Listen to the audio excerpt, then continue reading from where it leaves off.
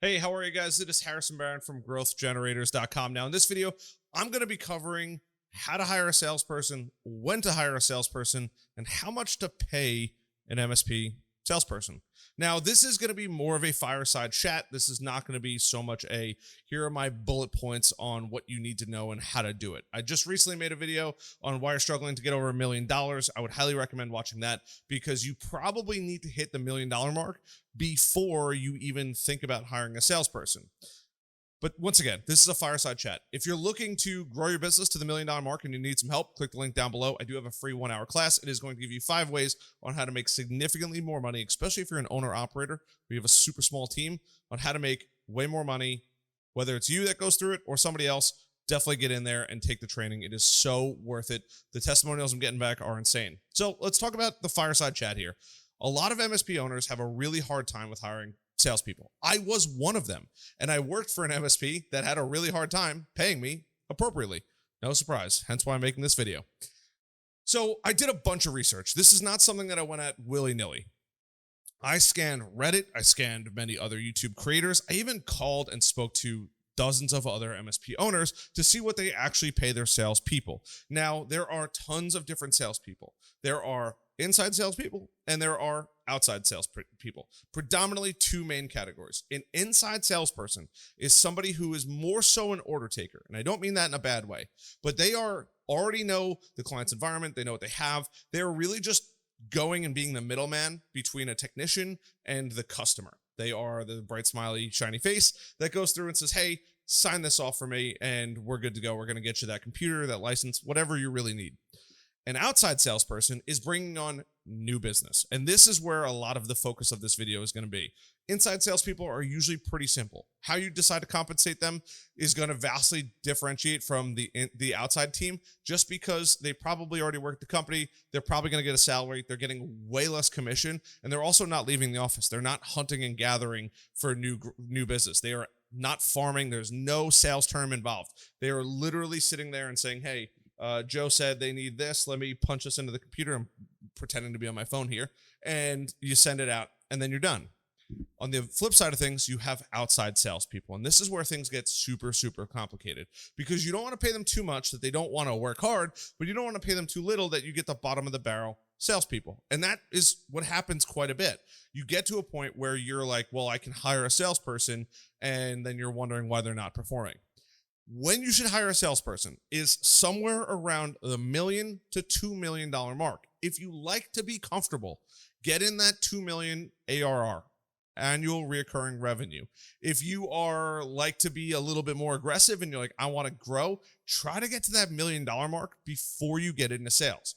Now, this is going to vary company to company. There are going to be anomalies out there that are like, we are growing like a weed, or I, the business owner, am way better off suited to not be out there doing salespeople stuff. I am way better managing the team internally. And if you are that person, that's okay. Figure out what works best for your company. But if you're at the point where you're like hitting $1 million to $2 million, that's the time when you need to say, hey, we probably need a salesperson if we want to grow. Now, you still need the marketing plan. You need a sales plan. You need a playbook. You need all of this. And if you're not the one making it as being the hiring person, you better get ready to spend a lot of money. A salesperson likes to have a process, just like your technicians like to have a process. They want to know that they could follow A to Z exactly what's going to happen the whole time. If you don't have any of that, you are hiring a much higher caliber person. You may need to go out and hire a consulting team to go build that sales plan for you, or you have to hire a very seasoned salesperson who can then come in and say, hey, this is how we're going to build it, A to Z and everything that happens in between.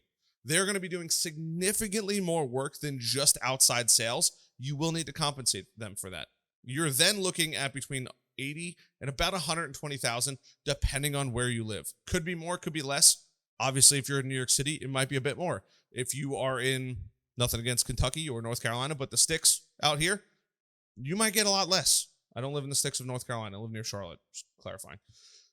This is super, super important when you're getting into there. Now, if you're just saying, hey, I have a sales process that I've already started to build, it might need a little bit of work, but it's at least I can show the person they need to do this. They need to do this. We have this templates. This is how you build proposals. so on and so forth. It becomes so much easier. The average pay for a salesperson should be between $50 and about $80,000 for outside sales salary. The other chunk of their commission should be the other amount. So if they're getting paid 50, it should be 50. If they're getting paid 70, it should be 70. If they're getting paid 80, it should be 80. And the quotas should conform to those numbers. Half of their money, their income, should be from salary. And the reason why this is because they are taking a huge gamble on you, especially in the beginning phases, to say, do you even have a viable product that I can go out there and hunt for? If you do, it does make it a bit easier. But they are risking leaving potentially another cushiony job to come to your facility, your MSP or IT company, and then go out and farm and hunt and grow those relationships and go out and get new business. It is going to vary drastically, but about 50% of their income should be from a salary job and the other 50% should be from commission. Now, there are some other interesting ways. If they're selling hardware, they're going to get way less commission. It just isn't the nature of the beast. Some companies are lucky if they make 10 or 15% on Dell. Other companies don't even make any money because they haven't partnered up with anybody yet, which is normal. You have to think about where you're at in your business and if you can even pay commission on certain things. And if you can't, you either have to hope that they're willing to do it for you, or you better be willing to take over that responsibility because they're not getting any commission.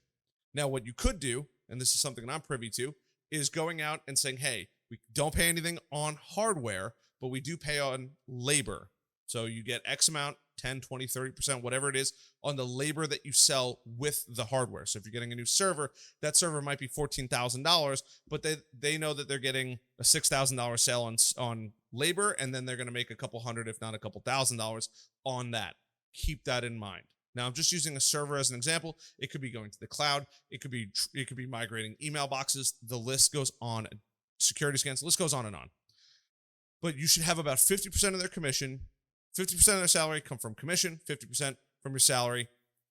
Once again, smaller on hardware, more money on services. Now, what if they sell a monthly reoccurring contract? That's the greatest thing in the world. On average, for the first month, it's usually the entire month, as long as they sign an annual contract, all the way down to as little as 25% of the first month.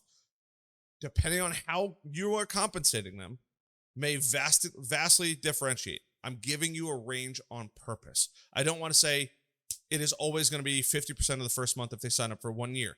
If they're signing up for 3 years or 2 years, it is going to vary once again for your business. You might say, hey, I can give away 2 or 3 months worth of it. Every year that they sign up again, you're going to get the first month. You have to get creative with it. Salespeople are hungry and they want to know that they can make a nearly unlimited amount of money. But on average, if they hit their on-target earnings, they're going to make $140,000, 70 from base, 70 from commission. And we're going to supply you with X amount of leads, X amount of people in the pipeline, whatever it may be, and a team to support you. You have to make them feel good, as crazy as it sounds, even though that they're getting paid probably more than a lot of other people.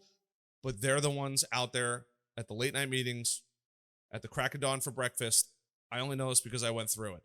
Compensating a salesperson correctly is critically important because a good salesperson is worth their weight in gold. And if you let one go because you wanted to get stingy with money, it is so hard to find another one. Once again, I only know this because I've been consulting these other IT companies, and it is crazy the feedback that I'm getting. They can't find anyone to hire, and when they do hire somebody, they're gone in a couple weeks because the training is awful. Once again, no plan. We're not giving them the tools to succeed, and then on top of that, we're cutting their commission in every way possible so the business can make the most amount of money, and it just doesn't work like that. You will have to go through a what feels right process. And if it's your first salesperson, sit down and tell them that, hey, this is what we're doing. This is how we could pay you. This is the salary that we could pay you. This is our expected growth in the next couple of years. All of these areas are super important for helping that salesperson make a decision of whether or not they're going to stay with you. And then on the flip side of things, being open and communicating with them. Hey, has the commission been working great in your favor? Are you making enough to get by? Or you feel like you're not having the tools and the resources to succeed? I know it sounds crazy, but having those open conversations after you've watched this entire video is so critically important because it is going to make or break a solid sales team. And if they don't pan out over 2, 3, maybe even 4 months, I would say 4 months is the max, where they're not really bringing people in and they don't really have any proposals going out. I hate to say it, but time to move on. It sucks, but it's just the nature of the beast. It's business. It's not because you don't like the person. It's just because they don't do the best job possible for you to grow your business, and that's all that matters. So my name is Harrison. I hope this video helps. If you're looking to grow your business, click the link down below.